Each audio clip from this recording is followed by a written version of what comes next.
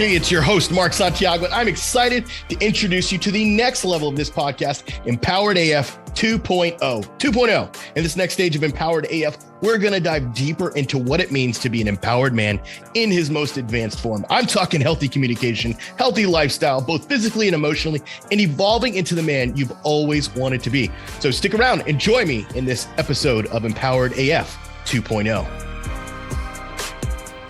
What is up, guys? Welcome to Empowered AF. I'm Mark Santiago, and today I'm going to be talking about the idea of your future self. That's right, not your past self, not your current self, but your future self, and what your future self has everything to do with, or why your future self has everything to do with what you are doing and what you're going through today.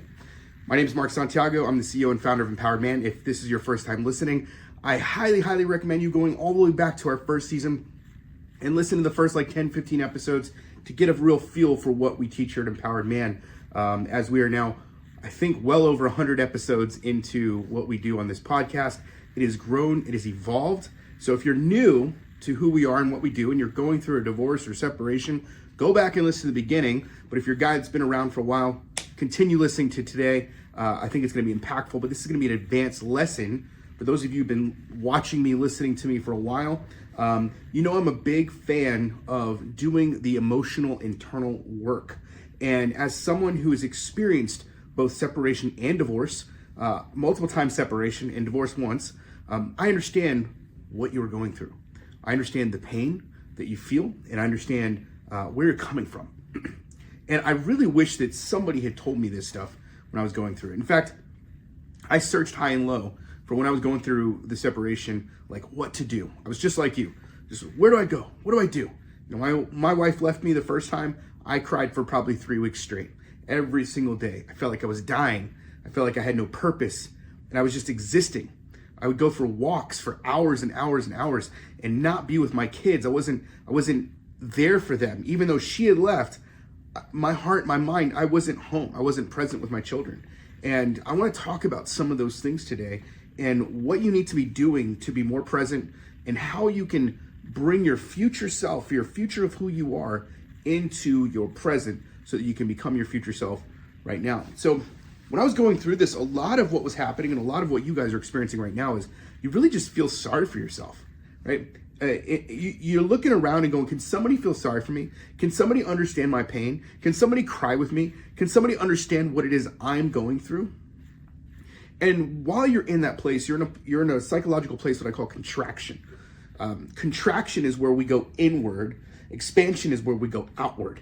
So contraction is when we're trying to grasp and hold on to, for dear life, everything we've got possibly to save, to hold on to what we think is left. Expansion is the opposite of that, where you're looking for new. You're thinking about creative things. Think about your life when things are going good, and you're kind of high on hope, if you will. Man, it's almost like everything and anything will go right. Maybe your job, you got an increase in salary. Maybe you got a new job.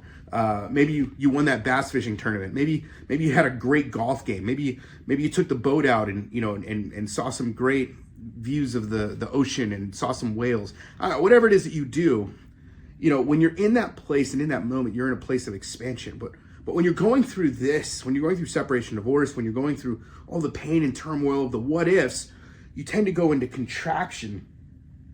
And contraction keeps you stuck in the moment.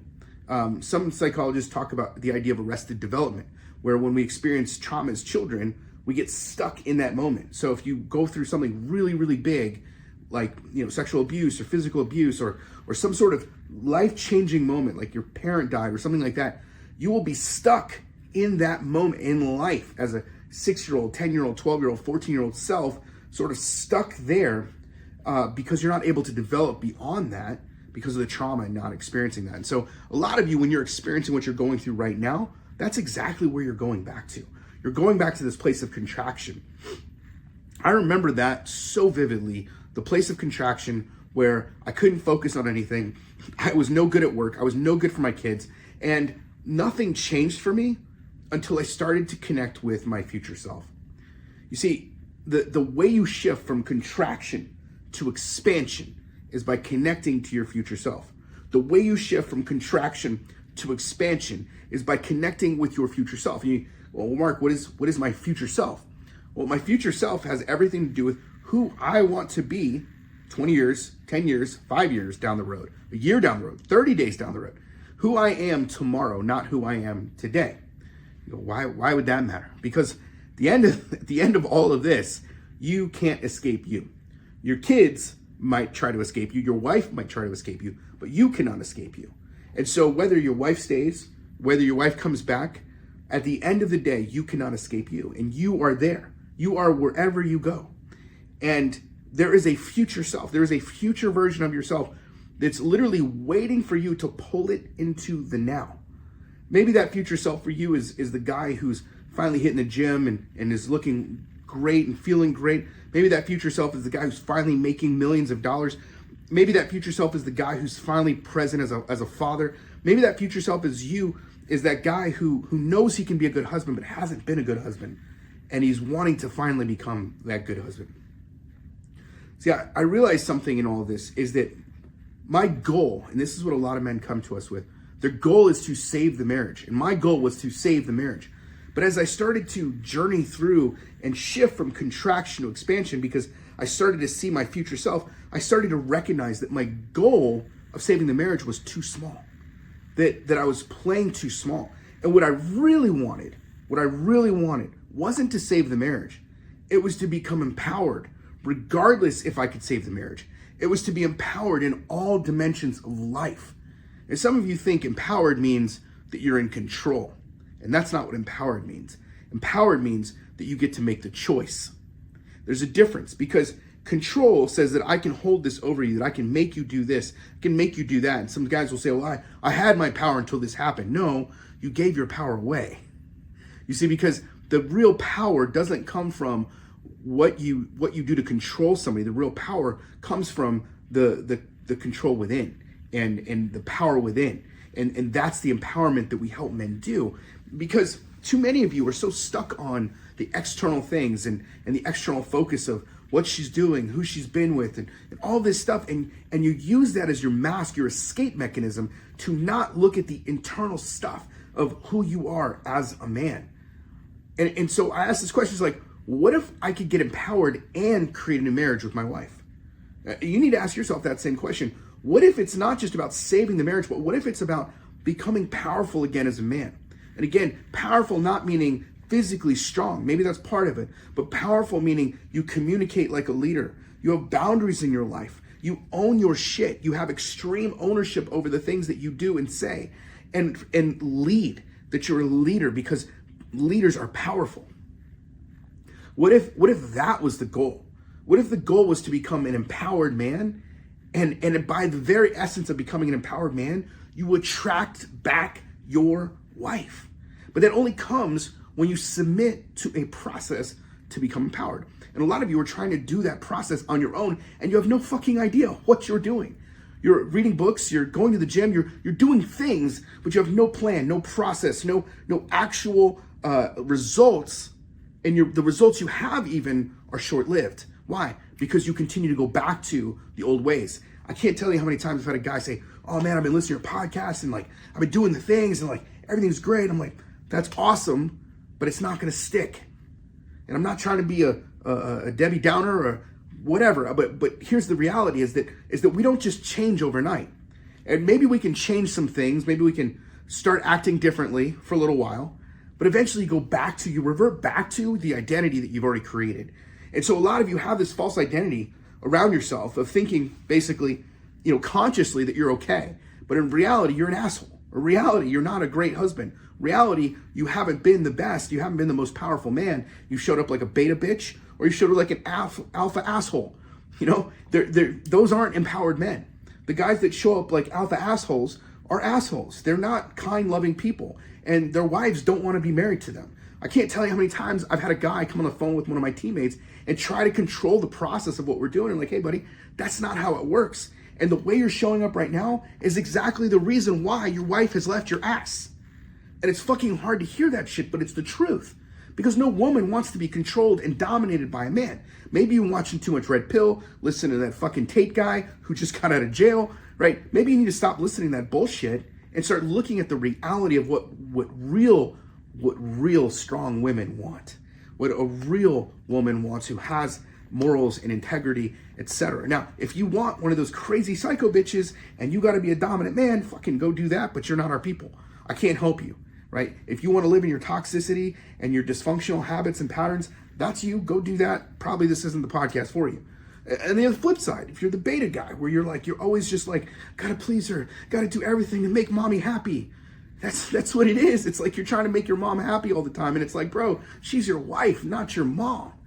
You can't expect her to be your mom and wipe your little tushy. She doesn't want to be that woman for you. Maybe she does it subconsciously because she thinks that's what you need. So she treats you like a teenager because that's how you fucking show up. Because you don't show up with integrity. You don't show up in power. You show up as a little boy masked as a man. Maybe you got a beard and a hat and you think you're like, oh, I'm this 40-something-year-old guy. But deep down, you're this 10 or 12-year-old arrested development young man who never really fully grew up. And your wife is going, bro, you don't lead. She wants to be with a man who's leading. She wants to be with a man who makes decisions and decisive. And so if saving your marriage is your goal, I'm here to tell you that is a small goal, that you are playing small. Because even if you, quote unquote, save your marriage, you can't escape who you've been. And again, you will revert back to, it's called regressing to the mean. Go look it up in statistics.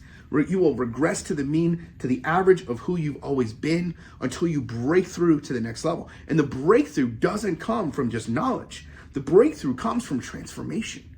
And transformation comes from proximity.